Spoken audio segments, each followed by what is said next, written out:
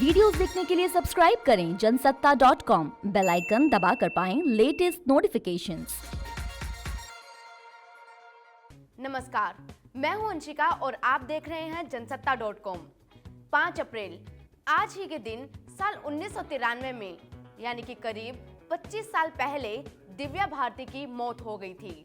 मशहूर एक्ट्रेस दिव्या भारती की मौत मुंबई के वर्सोवा इलाके के तुलसी अपार्टमेंट की ऊंची बिल्डिंग से गिरने के कारण हुई थी। अचानक हुए इस हादसे से सस्पेंस पैदा होना तो लाजमी था, लेकिन 8 सालों बाद भी दिव्या की मौत की गुत्थी सुलझ नहीं पाई है और साल 1998 में मुंबई पुलिस ने इस केस को भी बंद कर दिया। दिव्या की मौत के बारे में सभी तथ्यों को सटीक तो कोई भी नहीं बता सकता, लेकिन मीडिया को उनकी आखिरी रात की कहानी बताई दिव्या की ही एक दोस्त ने। क्या थी ये कहानी, आइए जानते हैं। दिव्या भारती ने 16 साल की उम्र में ही अपने फिल्मी करियर की शुरुआत कर दी थी। महज 14 साल की उम्र में ही उन्हें फिल्मों के ऑफर मिलने लगे थे। अपनी जान गंवाने से पहले ही दिव्या 14 बॉलीवुड फिल्में कर चुकी थी। फिल्मी करियर के दौरान उनकी नजदीकियां फिल्म मेकर साजिद नाडियाडवाला से बढ़ी और उन्होंने साल 1992 में साजिद से शादी कर ली। शादी के वक्त दिव्या सिर्फ 18 साल की थी, लेकिन उनकी शादीशुदा जिंदगी काफी अच्छी चल रही थी। ऐसे में उनकी मौत के बारे में सुनकर हर कोई हैरान रह गया था। बताया जाता है कि दिव्या जिस फ्लैट में रहती थी वो फ्लैट उनके नाम पर रजिस्टर्ड नहीं था, इसलिए एक फ्लैट की डील फाइनल करने के लिए दिव्या मुंबई रुकी थी। मुंबई जैसे शहर में अपना फ्लैट होना कितना मुश्किल है, यही सोचते हुए वो अपने भाई कुणाल को फ्लैट के बारे में बता रही थी। उनसे बातचीत करने के बाद कुणाल अपने घर चला गया। दिव्या अपनी फिल्म की शूटिंग कर चेन्नई से लौटी थी और उसी दिन उन्हें प्रोजेक्ट के लिए हैदराबाद भी जाना था, लेकिन उन्हें अपने फ्लैट की डील फाइनल करनी थी, इसलिए उन्होंने हैदराबाद जाना एक दिन के लिए टाल दिया। दिव्या के पैर में चोट लगी थी और वो पट्टी बांध कर घूम रही थी। दिव्या ने अपने इस छुट्टी के बारे में अपने प्रोड्यूसर्स को भी बता दिया था और जल्द ही वो अपनी फ्रेंड और डिजाइनर नीता लूला से मिलने वाली थी।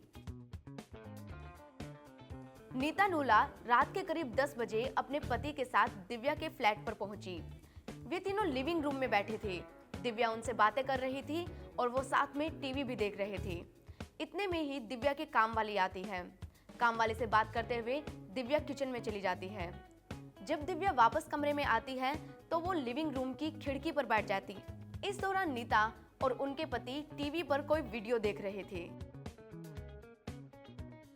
रिपोर्ट्स के मुताबिक दिव्या के लिविंग रूम में कोई बालकनी तो नहीं थी, लेकिन इस रूम में एक खुली खिड़की थी। इस खिड़की पर बिल्डिंग की दूसरी खिड़कियों की तरह कोई ग्रिल भी नहीं लगी थी और इसके ठीक नीचे पार्किंग लॉट था। उस दिन पार्किंग लॉट में कोई भी गाड़ी नहीं खड़ी थी। दिव्या जब किचन से लौटी तो उसके बाद वे बालकनी की उस खिड़की पर बैठ गई। नीचे बैठते वक्त दिव्या की पीठ लिविंग रूम की तरफ थी, इसलिए जब उनका बैलेंस बिगड़ा तो वो संभलने के लिए खिड़की नहीं पकड़ पाई और सीधे नीचे जा गिरी। ऊपर से नीचे गिरने के बाद दिव्या खून से बुरी तरह लथपथ थी। दिव्या को बचाने के लिए घर में मौजूद लोग दिव्या को तुरंत हॉस्पिटल लेकर भागे। दिव्या हॉस्पिटल ले जाने तक जिंदा थी, लेकिन उनकी नब्ज तेजी से गिर रही थी। तमाम कोशिशों के बाद भी दिव्या को बचाया नहीं जा सका और मुंबई के कूपर हॉस्पिटल में उन्होंने दम तोड़ दिया। सुपरस्टार दिव्या भारती की अचानक हुई मौत ने बहुत से लोगों को हैरान कर दिया था। उनकी मौत के बाद तरह तरह की साजिशों के बारे में बातें की जाने लगी।